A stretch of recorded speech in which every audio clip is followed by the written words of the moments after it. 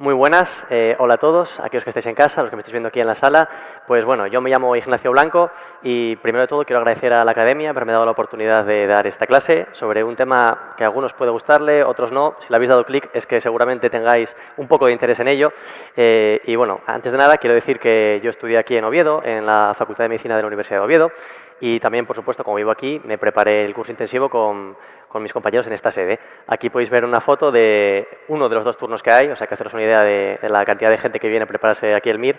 Y bueno, sin más, vamos a empezar primero. Voy a justificarme, voy a pedir perdón por el tema que he escogido. ¿Y por qué lo has escogido? Si es un tema bastante feo. Pues principalmente por eso, porque es un tema que es complejo, que es feo, y por eso mismo a veces necesitamos que alguien nos lo resuma, que nos lo machaque un poquitín para cogerle el gustillo, digamos. Y también a esto de que sea feo contribuye el hecho de que durante la carrera hemos estudiado muy poco este tema. Igual algún afortunado se acuerda de bioquímica de primero, yo desde luego no era esos afortunados, yo no tenía ni idea de lo que eran ya las lipoproteínas, etcétera. Y también, aunque es un tema que no es muy rentable en sí el metabolismo de los lípidos, sí que si lo entendemos podremos sentar la base para entender las dislipemias primarias, que esto sí que es una patología que se puede preguntar en el MIR y de hecho en este último examen ha habido una pregunta. Bien, antes de nada, ¿qué es una lipoproteína, no? Pues sabemos que los lípidos son sustancias insolubles, es decir, no pueden circular solas por la sangre y por ello necesitan una envoltura que las pueda proteger y las pueda transportar. Pues el conjunto de esta envoltura junto con los lípidos va a dar lugar a las lipoproteínas. Dentro de esa corteza que los envuelve, lo más destacado son las apoproteínas. Bien, ahora cuando pongo esta tabla, que todos conoceréis, pensaréis lo mismo que pensaba yo, horror, infernal, no aguanto más este vídeo, quiero quitarlo ya, pero os prometo que no va a ser tan terrible como parece. Aquí tenemos los 5 tipos de lipoproteínas. Bien, en primer lugar tenemos los kilomicrones, que como veremos más adelante, se encargan de transportar triglicéridos exógenos. La apoproteína más característica de estos es la ApoB48, que solamente se sintetiza en el intestino. Luego tenemos VLDL y IDL, que tienen triglicéridos y los IDL también tienen colesterol. Y luego las más importantes que son las LDL y las HDL. Ambas tienen únicamente colesterol. Las LDL tienen característico que solo tienen una apoproteína, que es la ApoB100, y las HDL, su principal apoproteína es la ApoA1. Acerca de la movilidad electroforética, simplemente que os suene que las LDL son con movilidad beta y las HDL movilidad alfa.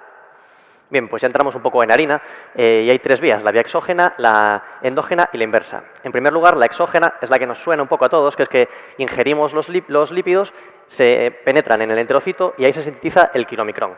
Bien, esta es una molécula típica de kilomicrón, un poco más visual que la anterior imagen que puse, en la que podemos ver que tenemos por dentro los triglicéridos y por el exterior las diferentes apoproteínas. Pues bien, este kilomicrón se sintetiza en el enterocito, pasa a la linfa, de la linfa llega al torrente circulatorio y una vez en la sangre interacciona a través de su apoproteína ApoC2 con la lipoproteína lipasa del endotelio vascular. Al interaccionar ambos, lo que produce es que el kilomicrón libera ácidos grasos, los cuales van a pasar hacia el músculo, que lo usa para las diferentes rutas que hayamos visto en bioquímica, para oxidarlo y obtener energía, o bien pasa al tejido adiposo donde se almacena. Y después de liberarse de estos ácidos grasos, lo que nos quedan no son kilomicrones, son remanente de kilomicrones. Estos cumplen la función de ser eliminados por el hígado y el hígado ya realizará con el colesterol restante lo que considere. Bueno, luego tenemos una vía un poco más complicada, que es la vía endógena, pero que os prometo que voy a resumirla muy esquemáticamente.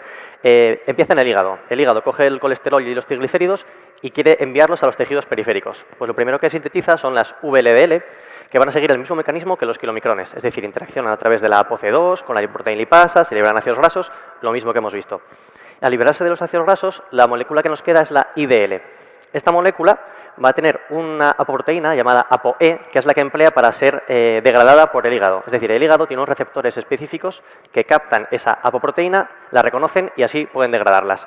Pero esto no es lo más importante de las IDL. Lo más frecuente es que a través de la lipasa hepática se degraden, liberen más ácidos grasos y pasemos a tener moléculas de LDL. El LDL, como a todos nos sonará, aporta el colesterol al resto de tejidos periféricos, sobre todo aquellos que sintetizan hormonas esteroideas, es decir, a la glándula suprarrenal, al riñón, etcétera, ¿no? Y cabe mencionar que las LDL, como tienen solo un receptor, una apoproteína que es la ApoB100, esta apoproteína interacciona con un receptor específico del hígado. Es decir, sin este ApoB100 no son reconocidas por el hígado para ser degradadas. Y a nivel del hígado tenemos una proteína que conocemos porque está de moda, que es la PCSK9. Esta proteína lo que hace es degradar los receptores hepáticos de LDL. Es decir, si tenemos mucha proteína PCSK9, nos cargamos los receptores de LDL, es decir, tenemos más LDL circulando, no somos capaces de eliminarla. Con lo cual se han desarrollado nuevos fármacos, el evolocumab, el alirocumab, que al inhibir esta proteína permiten que haya más receptores en la superficie y así se degrade más el LDL. Y por último, la vía inversa, que es lo que acabo de decir, pero en el otro sentido. Es decir, las HDL captan desde tejidos periféricos y otros lipoproteínas el exceso de colesterol, lo transportan al hígado y el hígado lo elimina. Bien, pues ahora vamos a hablar un poco de lo que os interesa más, que son las dislipemias, porque esto es lo que se pregunta en verdad en el MIR. Y por un lado tenemos las dislipemias secundarias, que no vamos a entrar en ellas porque no son objeto de pregunta. Hay múltiples causas, diabetes, hipotiroidismo, múltiples fármacos. Y las primarias o genéticas, que son las que sí que preguntan. Bien, dentro de las dislipemias primarias diferenciamos hipercolesterolemias, hipertrigliceridemias y mixtas. Quedaros con que las que elevan el LDL, que son solamente las hipercolesterolemias, y las mixtas son aquellas que aumentan el riesgo cardiovascular. Por lo tanto, las hipertrigliceridemias no afectan al riesgo cardiovascular. Pues bien, las hipercolesterolemias primarias, por un lado tenemos dos patologías que son diferentes, pero van a dar el mismo resultado patológico, porque son la hipercolesterolemia familiar y el déficit de ApoB100. Por un lado, en la hipercolesterolemia familiar lo que tenemos es un defecto del receptor del LDL, y cuando lo que nos falta es el ApoB100, tenemos un defecto del ligando de ese receptor. Es decir, al final el resultado metabólico es el mismo. No captamos el LDL por el hígado y se acumulan en sangre. Por lo tanto, el cuadro de clínica es el mismo, se acumula solamente LDL, ambas son de herencia autosómica dominante y nos van a dar xantomas tendinosos, muy característicos de estas patologías. Por otro lado, tenemos una patología que es la hipercolesterolemia poligénica, que en verdad es la más frecuente de este grupo, pero no se estudia tanto porque no es solo una mutación en un gen, sino que son múltiples mutaciones que en conjunto con el ambiente dan lugar a la patología. Luego tenemos las hipertrigliceridemias primarias, en las cuales primero tenemos las kilomicronemias familiares, en las cuales, como su nombre indica, se acumulan kilomicrones, es decir, triglicéridos, y lo hacen en cantidades muy elevadas, por encima de 1000. Son patologías con una herencia autosómica recesiva y al tener más de 1000 triglicéridos en sangre, esto trae complicaciones que ya os sonarán, como pueden ser las pancreatitis, también hay lipemia retinalis y el suelo tendrá un aspecto lechoso, como de crema. Dentro de estos síndromes distinguimos dos, que son el déficit del lipoproteína lipasa y el déficit de las ApoC2. Ocurre lo mismo, sabíamos que interaccionan la LPL con la ApoC2, si nos falta cualquiera de los dos eslabones de esta cadena, pues tenemos un acúmulo de kilomicrones porque no se están degradando. Y por otro lado tenemos las hipertrigliceridemias familiares, que son de herencia autosómica dominante, con un cuadro por lo general asintomático, dado que los triglicéridos se elevan, pero bastante menos, por debajo de 1000. Y por último tenemos las mixtas, en las que evidentemente se elevan ambos, tanto el LDL como los triglicéridos. Pues bien, de este grupo, la más importante y la que ha sido objeto de pregunta en este último MIR, el MIR 2018, es la hiperlipemia familiar combinada.